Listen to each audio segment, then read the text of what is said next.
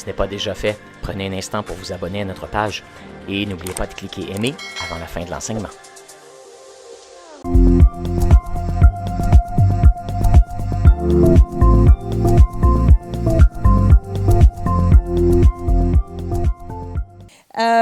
J'aimerais, si on peut mettre les images. J'ai une petite image à vous montrer. La deuxième. Qui peut me dire qui est cette femme? Superwoman. Hein? Superwoman. Supergirl. Supergirl. Superwoman. Ouais, c'est Supergirl, oui. Supergirl. Ce qui est intéressant, c'est en 2012, la psychologue sociale Amy Cuddy a pris la parole dans une conférence TED Talk Global. Cuddy a discuté sur le pouvoir de la Power Pose, qu'on appelle, c'est ça qu'elle fait présentement sur cette image, et a utilisé des recherches pour expliquer comment la Power Pose, qu'on appelle, peut influencer le comportement humain. Et depuis cette intervention, ça a été une des vidéos les plus populaires de l'histoire des TED Talks, avec plus de 32 millions de vues. Et voici pourquoi. Dans l'étude, Cuddy a démontré qu'en modifiant le langage corporel, une personne pouvait changer sa vie d'une manière significative en augmentant sa confiance personnelle. C'est intéressant. Et peut-être vous demandez comment ça marche. Bien, je vous invite à vous lever. Je vais vous la montrer. C'est quoi les éléments de la Power Pose? Tout le monde, on se lève? Alors, ici, c'est quelque chose que vous pouvez faire avant de vous présenter devant une situation angoissante, stressante, avant peut-être d'aller négocier un contrat au travail ou avant d'aller demander à votre adolescent de faire sa chambre parce que c'est vraiment un trou sans fond de désordre là-dedans. Alors, si vous avez besoin d'un boost de confiance, OK, c'est ça qu'on fait. Premièrement, il faut tenir les jambes droites parallèles aux épaules. Oui, pour avoir une position ferme, OK, le torse ici, on le sort par en avant, et puis on a les épaules un peu par en arrière. On met les mains sur les hanches, comme ça, et on lève la tête. Et on prend des grandes respirations. Allons-y ensemble. Encore. Les hommes, là, sortez vos pectoraux, là. Encore. OK. Ça, c'est juste cette position-là. C'est prouvé d'augmenter l'hormone, la testostérone, qui est reliée à l'hormone de la confiance, et ça réduit votre cortisol aussi, qui est l'hormone reliée au stress. Alors, si vous avez des situations stressantes, qu'est-ce qu'on fait? On peut prier en même temps aussi, là, mais c'est comme ça. Fait qu'avant une situation stressante, si vous avez besoin d'aller à la salle de bain, vous mettre dans la toilette toute seule et faire ça. Faites ce que vous avez besoin de faire, ça va vous aider. Vous allez vous asseoir. Alors, là, on a vu comment augmenter notre confiance dans la vie de tous les jours par rapport à la posture. Mais je me suis posé la question, quelle posture doit donc développer pour être une personne d'impact et d'influence dans le royaume de Dieu?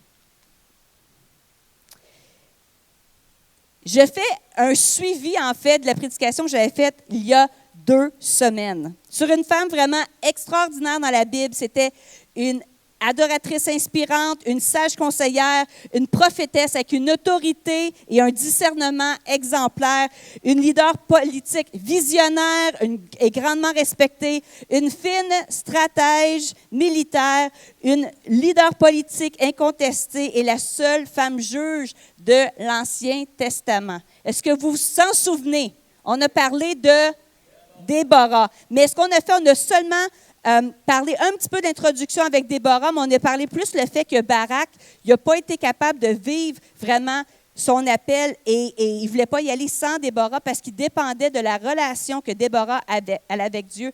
Et j'ai parlé de 7 caractéristiques d'un enfant de Dieu. Pour être capable de marcher avec confiance dans la vie, on doit vraiment comprendre les 7 caractéristiques des enfants de Dieu. Vous pouvez le revoir en ligne, si vous voulez. Alors, malgré tous ces titres, Déborah se décrit comme ceci. Dans Juges 5, verset 7, elle dit « Les villes d'Israël étaient abandonnées, la vie avait cessé. Alors moi, Déborah, je suis intervenue comme une mère en Israël. Comme une mère, une porteuse de vie, celle qui donne la vie, celle qui nourrit, celle qui protège, celle qui restaure, qui prend soin, celle qui console, qui aide, qui se sacrifie, celle qui encourage, celle qui enseigne. » Malgré tous ces titres, Déborah a dit, moi, ce que Dieu me demande vraiment de faire, c'est d'être une mère en Israël. Puis aujourd'hui, on va parler des caractéristiques de comment la posture on va voir à travers l'histoire de Déborah. Et c'est l'onction spéciale de Déborah. Et je dois dire que c'est disponible à vous, maman, aujourd'hui. Mais ce n'est pas exclusif aux femmes. L'onction de Déborah, c'est une onction, on va parler à travers différents éléments, mais c'est des principes universels qui nous aident vraiment à vivre notre vie chrétienne avec influence et impact. Amen. Je vous remets un petit peu dans le contexte de Juges 4, versets 1 à 3. Je l'ai expliqué la dernière fois, je ne vais pas tout le réexpliquer, mais je veux quand même lire le passage pour vous mettre en contexte. On dit, après la mort d'Éhud, je prononce tellement mal les noms de l'Ancien Testament. Les Israélites recommencèrent à faire ce que l'Éternel considérait mal. Alors, l'Éternel les livra au pouvoir de Jabin, le roi cananéen, qui régnait sur la ville d'Atson. Le chef de son armée s'appelait Sisera et demeurait à Haroshet-Goyim. Jabin possédait 900 chars bardés de fer et opprimant durement les Israélites pendant 20 ans.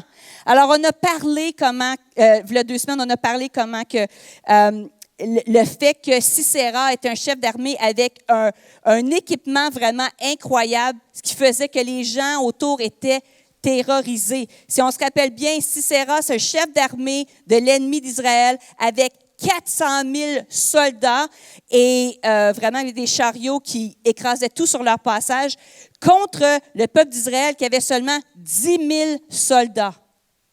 400 000, 10 000, une grosse différence. Mais alors, voici que les enfants de Dieu, les héritiers de la promesse, ils ont été opprimés pendant 20 ans. C'est long, 20 ans. 20 ans. Et là, alors que dans la Bible, le passage dit « Alors ceux-ci implorèrent l'Éternel ». Il y avait un pattern dans leur vie. Hein? Ils savaient qu'ils étaient enfants de Dieu, mais ils voulaient tout le temps imiter les nations autour. Et alors qu'ils commençaient à imiter les nations autour, ils se retiraient de la bénédiction de Dieu et Dieu les livrait aux mains de leurs ennemis. Et alors qu'ils étaient oppressés, à un moment donné, ils étaient tannés d'être oppressés et ils implorèrent l'Éternel et Dieu les secourt. C'est l'histoire du peuple d'Israël. Alors aujourd'hui, je vais vous parler de 7 différents attributs, des choses dans votre posture spirituelle qui vont vous aider à avoir de l'influence et de l'impact comme Déborah. Premièrement, c'est une sagesse surprenante. Et ça fait partie, en fait, de la vision pour l'Église. D'être connus dans notre société, dans toutes les sphères de nos travails, comme des gens de sagesse, que quand on ouvre la bouche, les gens entendent le conseil de Dieu.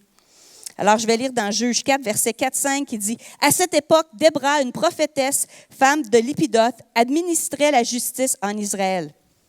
Elle siégeait sous le palmier qui, depuis lors, porte son nom entre Rama et Béthel, dans la région montagneuse d'Éphraïm. Les Israélites se rendaient auprès d'elle pour régler leurs litiges. » Déborah, elle avait une job intéressante. Son travail, c'était régler des chicanes. C'était ça qu'elle faisait à longueur de journée. Moi, on a eu 3 enfants bas de 5 ans, et puis alors qu'ils étaient peut-être l'âge, tu sais, genre 4, 4, 7 et 8. Là. Oui, à peu près cet âge-là. Là. La raison pour laquelle ils se chicanaient le plus, c'était de savoir, de décider entre eux quel personnage imaginaire il allait être. Okay? Mes enfants, ils aimaient beaucoup jouer à les Avengers, okay? Captain America, Iron Man, puis tout ça, ils aimaient vraiment ça. Et puis, ils passaient beaucoup de leur temps à se chicaner quel personnage imaginaire il allait être. Puis là, c'est comme, non, c'est moi, Captain America. Non, c'est moi, c'est moi, c'est moi. Ils sont pas vrais. Ça n'existe pas. Vous pouvez tous être Captain America. Maman, tu comprends rien. Tu comprends rien dans la vie, maman. Tu comprends pas. On ne peut pas être 3 Captain America. Et c'est le sujet qui sont chicanés le plus. Et parfois, les chicanes peuvent avoir l'air vraiment un peu ridicules, on s'entend. Et d'autres fois, c'était des choses un petit peu plus sérieuses où est-ce que les émotions étaient à fleur de peau. Il y avait des choses, un frère il a fait le mal à l'autre. Et puis, c'est comme ça, là. Alors, Déborah, une maman en Israël, son travail à temps plein, c'est de régler des chicanes. Oui, j'entends « ouf ». Qui aimerait ce travail-là? Il n'y a pas personne. Et pourtant, les mamans, vous le faites, vous l'avez fait. Et au début du récit, on trouve Déborah sous le palmier. Dans la Bible, le palmier représentait la provision, la sagesse divine. Le palmier représentait aussi l'intelligence qui venait du Seigneur. Saviez-vous ça? Lorsqu'il disait cette personne était sous le palmier, c'était une représentation de sagesse divine. Non seulement ça, mais le nom Déborah veut dire, le début de Déborah veut dire comme une abeille occupée. Et dans le fond, c'est l'idée du miel. Et puis, la deuxième partie, c'est un discours intelligent. Alors, non seulement sa sagesse était puissante, mais elle était capable de présenter la sagesse et ses conseils d'une manière que les gens voulaient le recevoir. Ce n'était pas comme du vinaigre dans la bouche des gens, mais c'était comme du miel. Et c'est assez incroyable, hein? C'est assez incroyable. Alors, Israël en entier lui faisait confiance à cause de sa sagesse et de son discernement. Elle prenait des bonnes décisions. Elle était reconnue pour être une juge équitable et sage. Et elle portait des solutions au monde autour d'elle. Une des choses que j'ai probablement dit le plus souvent à mes enfants, je dis, chérie, tu peux faire partie du problème ou tu peux faire partie de la solution. Tu veux-tu faire partie du problème ou tu veux faire partie de la solution? Et des fois, mes enfants me l'ont dit moi-même, alors qu'ils grandissaient. Maman, est-ce que tu fais partie du problème, là? Tu fais partie de la solution? Je suis comme, oui, OK. Ils l'ont bien appris. Est-ce que quelqu'un, présentement, levez votre main et vous dit, ben moi, il y a un aspect de ma vie, j'ai besoin de sagesse. J'ai une situation que je ne suis pas trop sûre quoi faire. Il n'y a personne ici qui a besoin de sagesse. OK, 2, 3, 4. Y a-t-il quelqu'un qui a dit, moi, que ce soit une situation dans mes relations, au travail, que ce soit avec les enfants, peu importe, tu dis, moi, j'ai besoin, gestion des finances, j'ai besoin de sagesse. J'aime ce que Jacques 1,5 nous dit. Si quelqu'un d'entre vous manque de sagesse, qu'il la demande à Dieu, qui donne tout simplement et sans reproche. Répétez, sans reproche. Sans dire, je te l'avais dit, tu n'aurais pas dû, si seulement tu m'avais écouté. Ça ne vient même pas à l'esprit à Dieu de dire quelque chose comme ça. Ça vient à notre esprit, ce genre de choses que nous, on dit, mais lui, c'est sans reproche. Alors, la sagesse divine est accessible à chacun d'entre vous et sans reproche.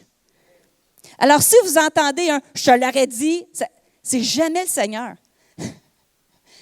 Le Seigneur vient tout le temps nous pointer vers des solutions et dit si quelqu'un a besoin de sagesse, qu'il la demande. Alors, aujourd'hui, en ce moment-là, là, présentement, juste dire « Seigneur, j'ai besoin de ta sagesse dans telle situation et je crois que je peux marcher confiance dans la sagesse que tu me donnes. » Amen. Deuxièmement, c'est la clarté dans son mandat, l'importance d'être clair dans notre mandat pour avoir un impact et de l'influence. Je vais continuer dans le texte qui dit « Un jour, elle envoyait chercher Barak parlant de Déborah, elle envoya chercher Barak, fils d'Abinoam de Kédesh en Nephtali, et lui dit, « Voici ce que t'ordonne l'Éternel, le Dieu d'Israël. Va recruter 10 000 hommes dans les tribus de Nephtali et de Zébulon et conduis-les sur le mont Tabor. Je mènerai au torrent de Kishon, Sisera, le chef de l'armée de Jabin, avec ses chars et ses troupes, et je te donnerai la victoire sur lui. » Hey, c'est une bonne nouvelle, ça? Il dit, finalement, la révélation que Dieu a donnée à Déborah qui partage à Barak, c'est « Je comprends que l'armée ennemie a 400 000 soldats, sont mieux équipés que nous, on a seulement 10 000, mais je vais te donner la victoire sur lui. » C'est incroyable. Et voici la réponse de Barak. « Si tu m'accompagneras, si tu m'accompagnes, j'irai, mais si tu ne m'accompagnes pas, moi, j'y vais pas. » Déborah avait un mandat clair de la part du Seigneur et elle savait très bien ce que Dieu l'avait appelé à faire, ce que Dieu ne l'avait pas appelé à faire. Ici. Alors, devant l'inaction et la peur de Barak, Déborah aurait pu prendre en charge, aurait pu dire, « Ben là, mon petit général d'armée, si tu n'es pas capable de mettre tes culottes, moi, je vais les mettre pour toi. » Elle aurait pu, là. C'est une femme de caractère, c'est une femme de leadership. Elle aurait très bien pu dire, si tu n'es pas capable de faire le mandat que Dieu te demande de faire, moi, je vais le faire pour toi. Mais tu sais quoi? Ça ne représente pas vraiment le cœur d'une mère de faire ça. Ça ne représente pas le cœur d'une mère. Déborah savait très bien à quoi elle était appelée. Elle savait ce que Dieu lui avait demandé de faire et elle a refusé de prendre le rôle que quelqu'un lui avait pas, que Dieu ne lui avait pas donné. Mais elle a dit quand même, je vais aller avec toi parce qu'elle a choisi de collaborer avec Barak.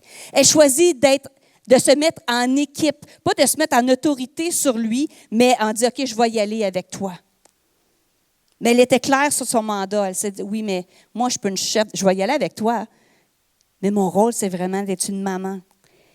Et tant de burn-out, là, écoutez-moi, c'est important, tant de burn-out est causé parce qu'on prend des mandats, des responsabilités qui ne sont pas à nous. On n'a pas de clarté sur notre mandat, alors on dit, bien, il y a une opportunité, ça doit être ça que Dieu me demande de faire, ça doit être ça. On se ramasse complètement brûlé, puis on n'a plus d'énergie pour faire la chose que Dieu nous demande de faire. Alors, la clarté de notre mandat est tellement essentielle pour avoir une vie d'impact et d'influence. Et il y a des saisons de vie où est-ce que les enfants étaient jeunes et mon mandat, ma mission de vie, c'était littéralement, je veux me préparer moi-même, préparer mes enfants et préparer le monde autour de moi de rencontrer Jésus.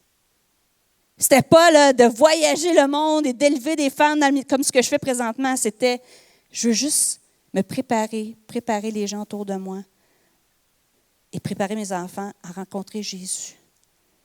Et dans cette saison-là de ma vie, c'était mon mandat. Ça l'est encore, il l'a étendu à d'autres choses aussi. Mais ma question pour vous, c'est qu'est-ce que le Seigneur, bien, demandez-vous cette question, qu'est-ce que le Seigneur m'appelle à faire dans cette saison de ma vie? Et demandez-vous cette question-là, comment Dieu mesure-t-il le succès? Comment est-ce que Dieu mesure le succès? Parce que ce n'est pas comme l'homme le mesure. Il l'évalue. Peut-être qu'il y a une saison que Dieu vous appelle d'être dans votre c'est un garde-robe de prière, là, dans votre chambre de prière, prier et d'être une saison d'intercession, prier et jeûner. Personne ne le voit, mais c'est ça que Dieu vous demande de faire. Il y a différents mandats pour différents temps de notre vie, mais comment est-ce que Dieu y évalue le succès dans votre vie? Et en passant, je suis un coach, moi je ne peux pas m'empêcher. Alors, je vais vous poser plusieurs questions. Ne vous sentez pas submergé par le nombre de questions. Choisissez maybe peut-être 1, 2 questions à travers la prédication qui va dire, moi, c'est quelque chose qui me touche, je veux l'appliquer dans ma vie. OK? Ça va? OK, vous êtes toujours avec moi? Super, super. Troisièmement, une foi inébranlable. Barak et Déborah connaissaient tous les deux le plan de Dieu, que Dieu voulait donner la victoire aux enfants d'Israël, mais ils n'ont pas réagi de la même manière. Leur réponse était différente. Déborah a parlé et ce que Dieu a dit, pour elle, c'était déjà accompli. Mais pour Barak, il y avait seulement confiance si Déborah était avec lui. Parce qu'il n'était pas ferme dans sa relation avec Dieu. Comme il y a 2 semaines, j'ai parlé, moi je suis pas, c'était à 2 semaines, je pointe 3, ça c'est moi. Je sais compter, oui, je sais compter. Ça m'arrive. Mais c'est ça, on a parlé des 7 caractéristiques des enfants de Dieu, mais on parlait encore, tu sais, aussi, parfois, les circonstances de notre vie qui peuvent être tellement, on peut se sentir tellement submergé. On y pense, là, 400 000 soldats contre 10 000. Là. Humainement, ça ne fait aucun sens.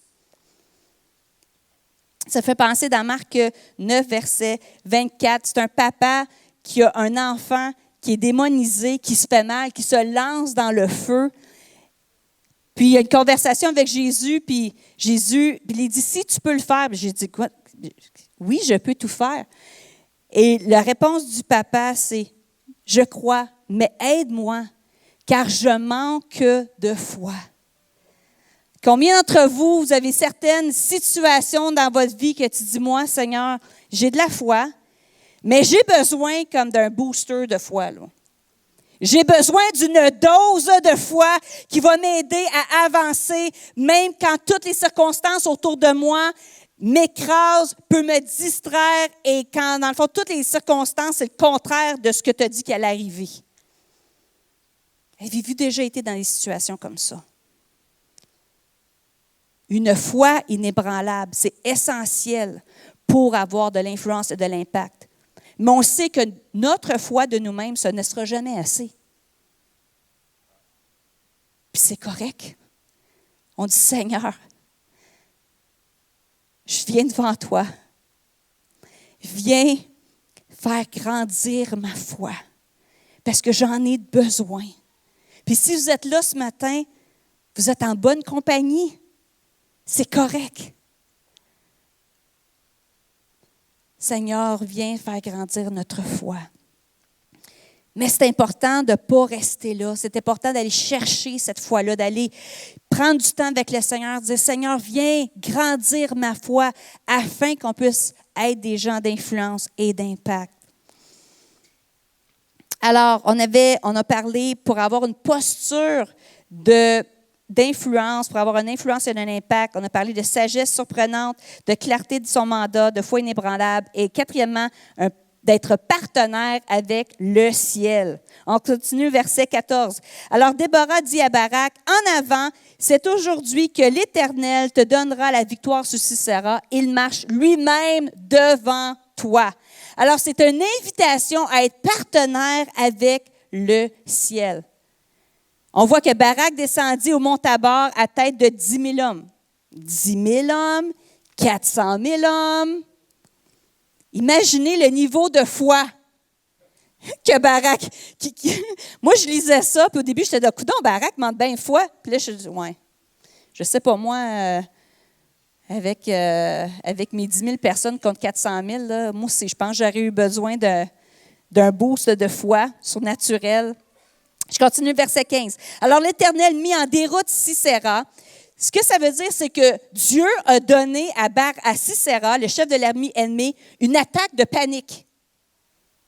Il y a eu une attaque de panique où est-ce qu'il a commencé à être tellement anxieux, okay? Quand il dit l'Éternel a mis en déroute, il y a quelque chose à l'intérieur de lui qui a commencé à paniquer et ses chars et ses troupes devant Barak. Sisera lui-même abandonna son char et s'enfuit à pied, mais Barak poursuivit les chars de l'armée jusqu'à Haroshet-Goyim, qui était en passant une forteresse. Alors, quand les troupes y allaient se mettre à Haroshet-Goyim, c'est qu'ils disaient, OK, on s'est fait battre, mais c'est sûr qu'on va être en sécurité là parce que c'est une forteresse.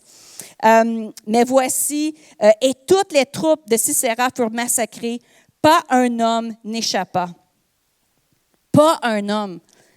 Et Dieu, là, dans cette histoire-là, on voit Dieu avoir des stratégies incroyables.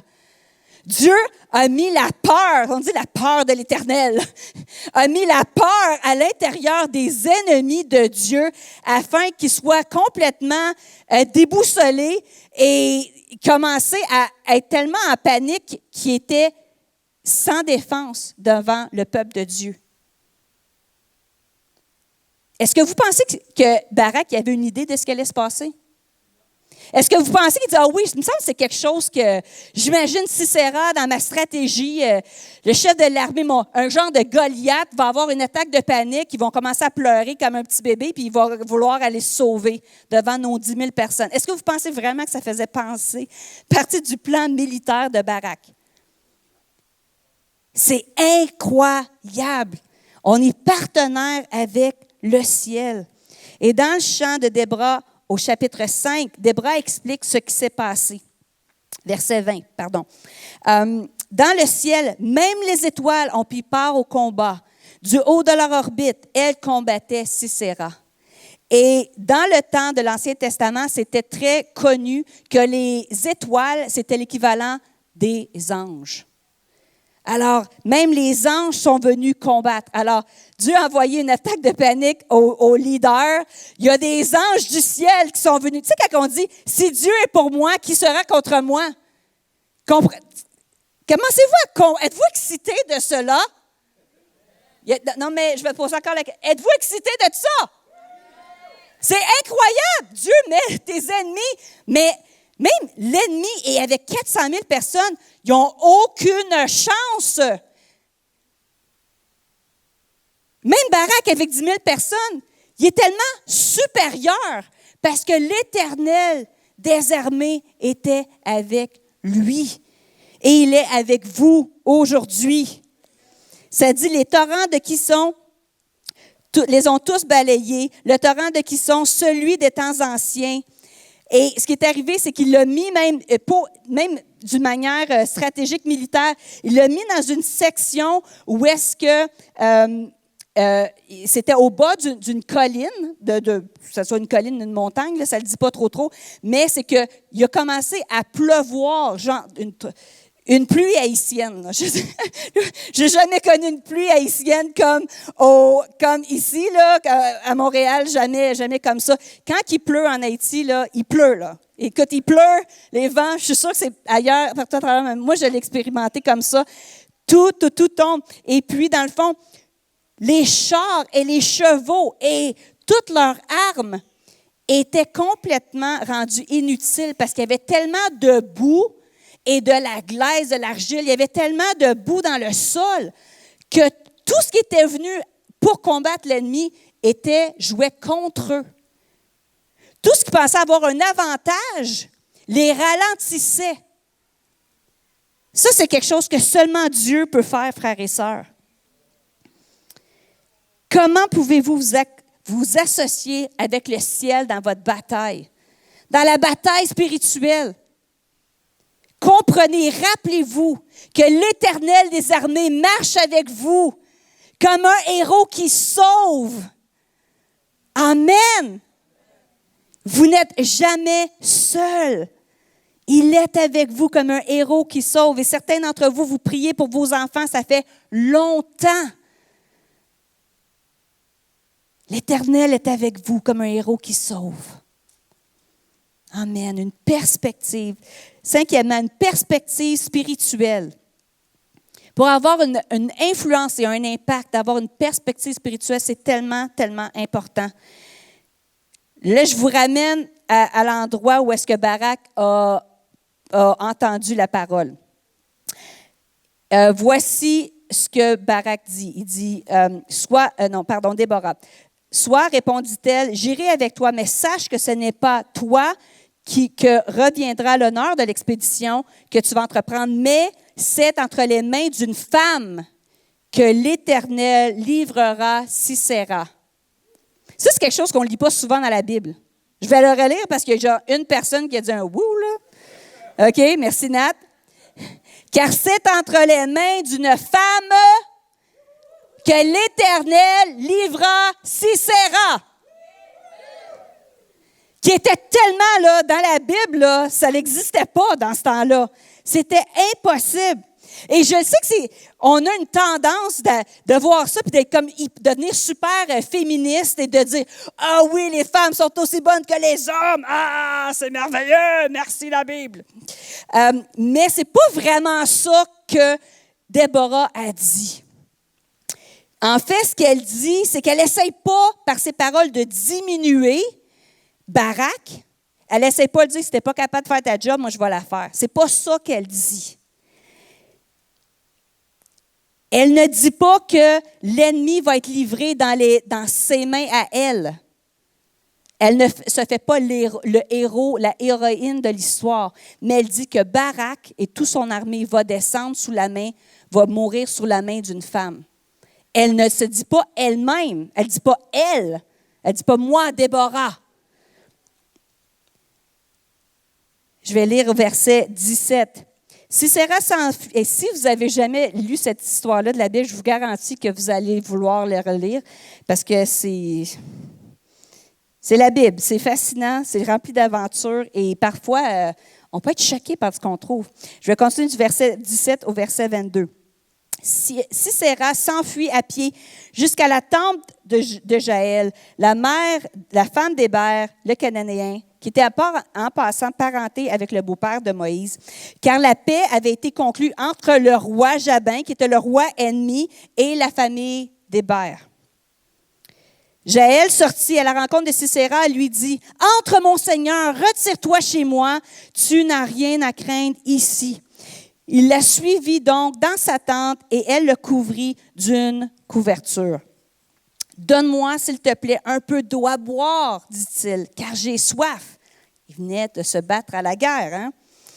Elle ouvrit l'outre de lait, le fit boire et le recouvrit. Il ajouta, « Va te poster à l'entrée de la tente et si quelqu'un vient te demander s'il y a quelqu'un, tu répondras, personne. » Verset 21.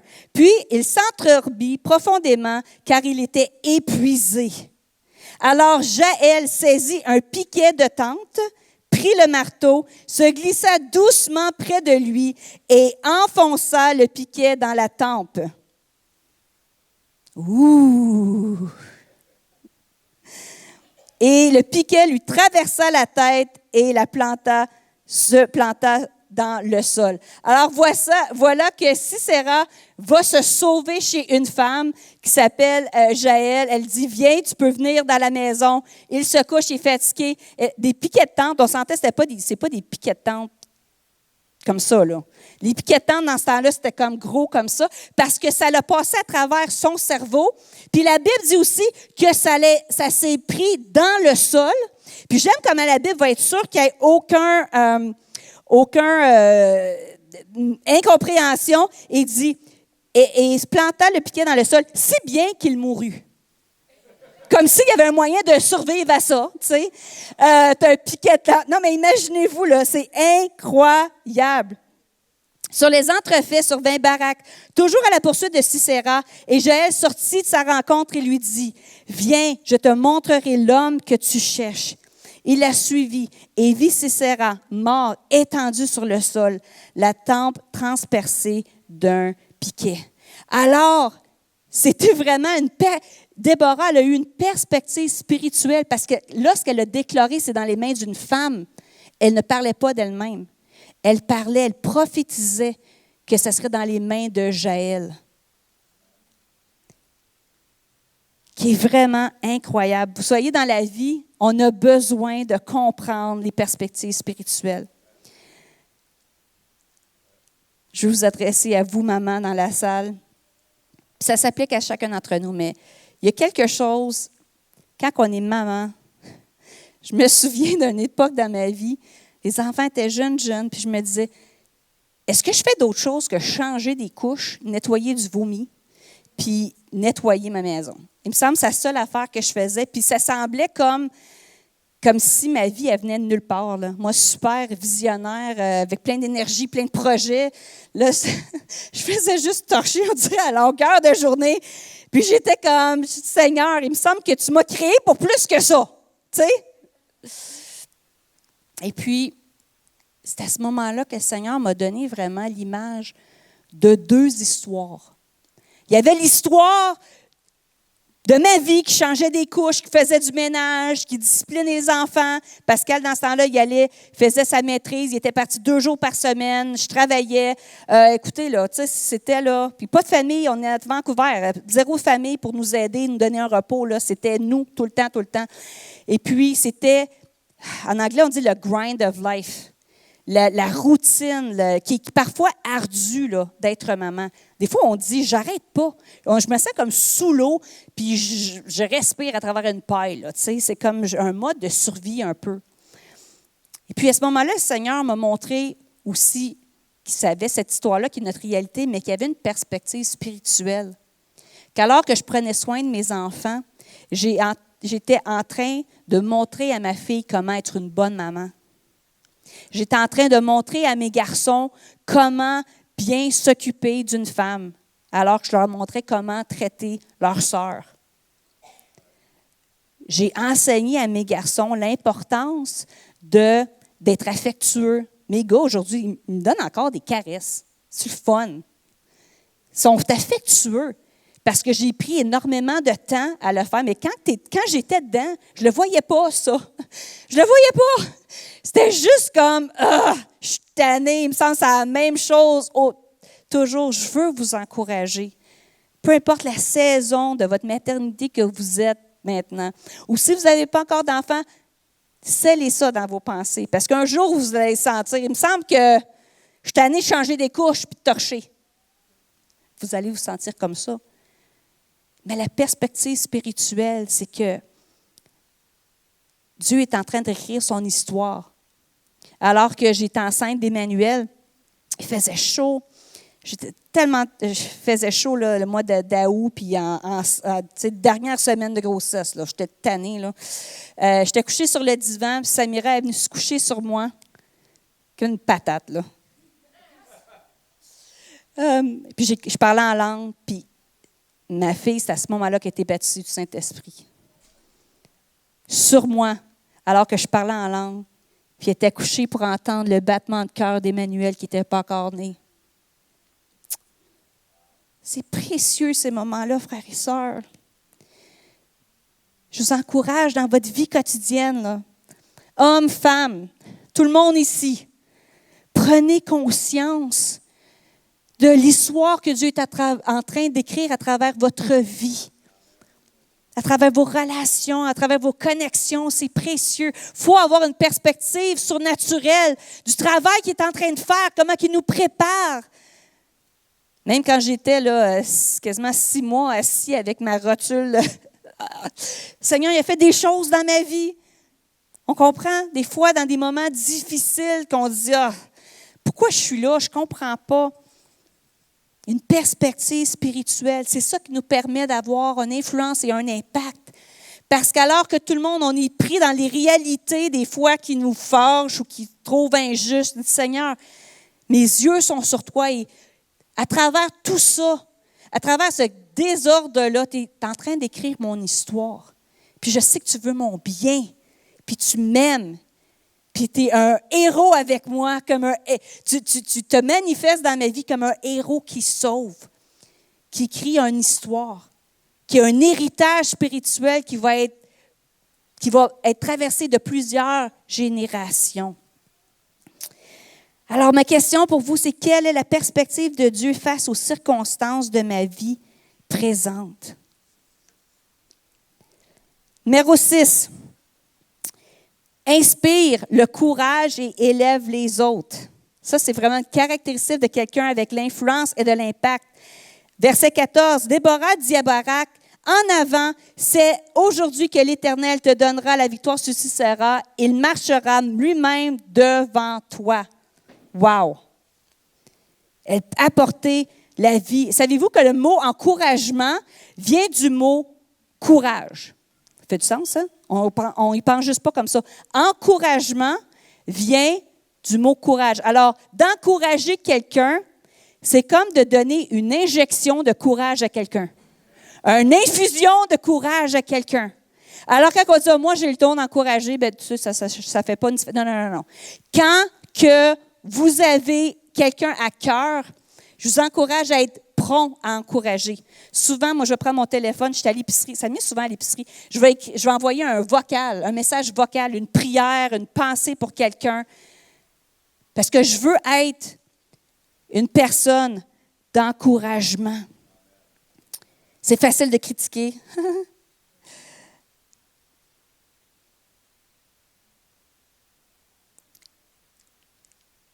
Il y a l'idée là-dedans aussi de l'honneur. Quand on dit « honorez-vous les uns les autres », le mot « honneur » en grec, c'est l'équivalent à une étiquette de prix.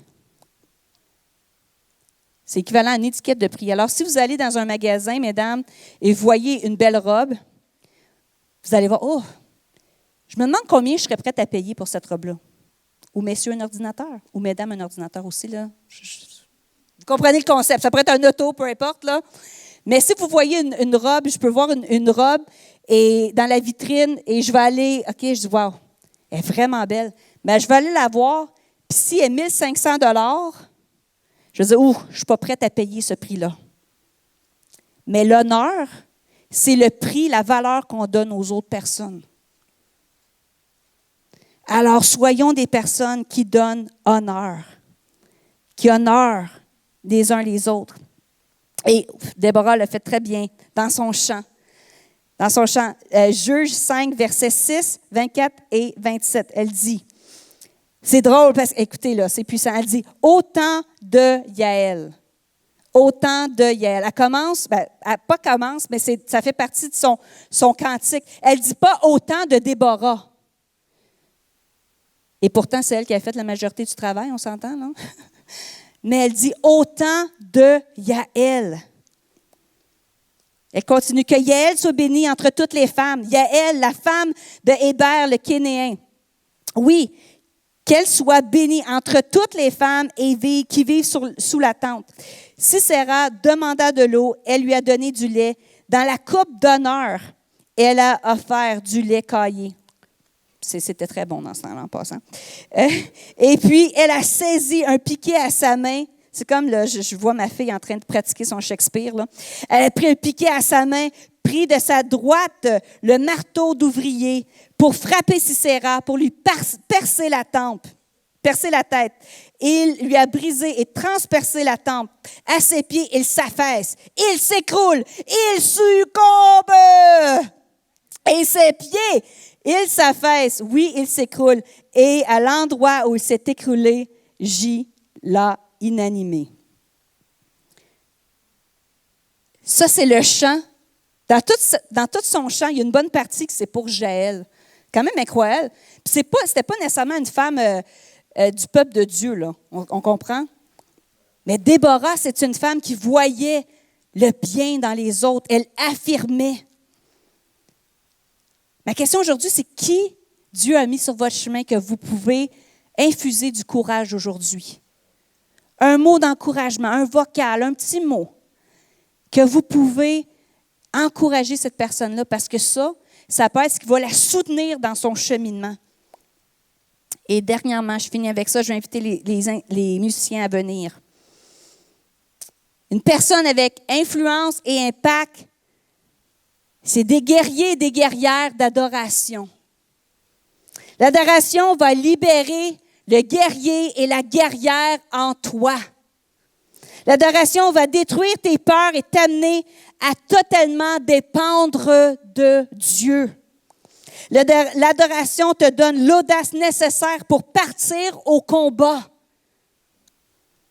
L'adoration te permet de déclarer des paroles de foi sur ta vie et celles des autres, des paroles que tu n'aurais jamais même osé prier sur la vie de tes enfants, sur toi-même.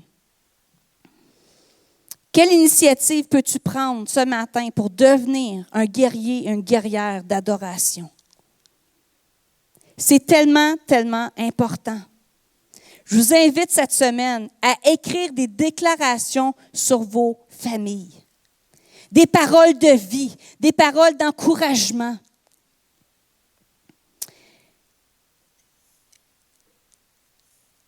Alors, on a parlé de 7 points. Une sagesse surprenante. Une clarté dans son mandat. Une foi inébranlable. D'être partenaire avec le ciel. Une perspective spirituelle. D'inspirer le courage, élever les autres. Et une guerrière d'adoration. Ce matin, j'aimerais, puis je vais finir avec ça, j'aimerais inviter toutes les femmes à venir en avant. Toutes les femmes à venir en avant. On veut que ça soit un temps où est-ce que vous soyez remplis. On honore, on voit le travail que Dieu fait dans votre vie. On honore votre contribution, votre place dans l'Église. On honore votre voix, les messages que Dieu a mis dans vos cœurs. Et oui, et adolescente aussi. Là. Adolescente aussi, ça compte, là. Tout à fait. Merci d'être ici ce matin. Merci d'être ici ce matin. Et je sens que le Seigneur... Avancez-vous, parce qu'il y a du monde qui vient encore. Le Seigneur veut relâcher sur vous une nouvelle onction ce matin. Ce que je vais faire, c'est que je vais lire les 7 points. Et si il y a quelque chose que vous dites, oui, moi, c'est ça que j'ai besoin, juste ouvrez les mains à ce moment-là. D'accord? C'est entre vous et Dieu, comme une réponse. OK? Alors, sagesse surprenante. Amen. Le Seigneur vient déverser sur vous aujourd'hui une sagesse divine surprenante. Que vos paroles soient comme du miel, irrésistibles, des paroles de vie. La clarté de son mandat. Vous avez besoin de la clarté de savoir ce que Dieu vous demande de faire. Le Seigneur vient vous donner des révélations ce matin. Pas basées sur les opportunités autour de vous, mais basées sur la révélation vraiment de ce que Dieu veut que vous fassiez. C'est le temps, mesdames, de déposer les rôles que vous portez, que Dieu vous a jamais appelés à porter, afin que vous puissiez être libres de porter l'appel que lui vous a demandé de porter. Qui a besoin d'une foi inébranlable ce matin? Qui a besoin? Et messieurs, si vous êtes en arrière, c'est pour vous aussi, hein? Recevez-le, c'est correct. Recevez-le, mais je veux prendre le point pour les femmes aujourd'hui. Une foi inébranlable. Quand on fait face à des ennemis tellement puissants qu'on ne peut même pas s'imaginer comment est-ce qu'on va pouvoir le faire face, on a foi inébranlable parce que même on sert le Dieu qui peut même donner une attaque de panique à nos ennemis. C'est incroyable. Qui aujourd'hui a besoin d'être partenaire avec le ciel? De dire, moi, là, il faut que j'arrête de voir, et une perspective spirituelle, il faut que j'arrête de voir les choses humainement. Il faut que j'aille, Seigneur, aide-moi à voir l'histoire qui était en train d'écrire dans ma vie, dans la vie de notre Église, dans la vie de notre nation, afin qu'on puisse avoir un regard surnaturel. D'arrêter de voir aux choses de la vie parfois qui nous découragent, qui nous emmènent et qui nous épuisent. Et vraiment d'avoir les yeux en haut, une perspective divine. Qui choisit ce matin d'être des agents d'encouragement pour les gens autour de vous? Seigneur, on échange toute critique à l'intérieur de nous et c'est notre tendance naturelle, Seigneur, notre nature pécheresse. On échange la critique pour qu'on puisse être des agents qui vont infuser le courage dans nos conjoints, dans les gens autour de nous. Et dernièrement, on va chanter « J'élève un Alléluia » parce que Dieu nous demande d'être des guerrières et des guerriers d'adoration. Amen. Il y a des victoires, là, des fois, on n'a pas de mots pour dire. On n'a pas de mots, on n'a pas de complaintes. On peut juste dire, je chante un Alléluia. Mon âme est une mélodie. Amen. Parce que c'est lui qui combat pour moi. Déclarez-le ce matin. C'est Dieu qui combat pour moi. C'est Dieu qui combat pour moi. L'Éternel des armées combat pour moi. Il vient répandre son esprit sur ma vie, sur ma famille, sur mon Église, sur ma province, sur ma nation. Et Seigneur, je choisis aujourd'hui de ne pas combattre contre la chair et le sang, mais je m'allie avec toi afin de me tenir avec influence et impact. Amen.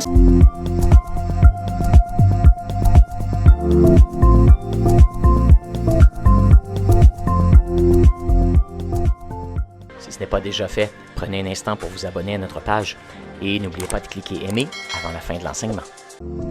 Si vous avez besoin de prière ou d'accompagnement spirituel, n'hésitez pas à communiquer avec nous à l'adresse courriel suivante: sos@lecarrefour.org.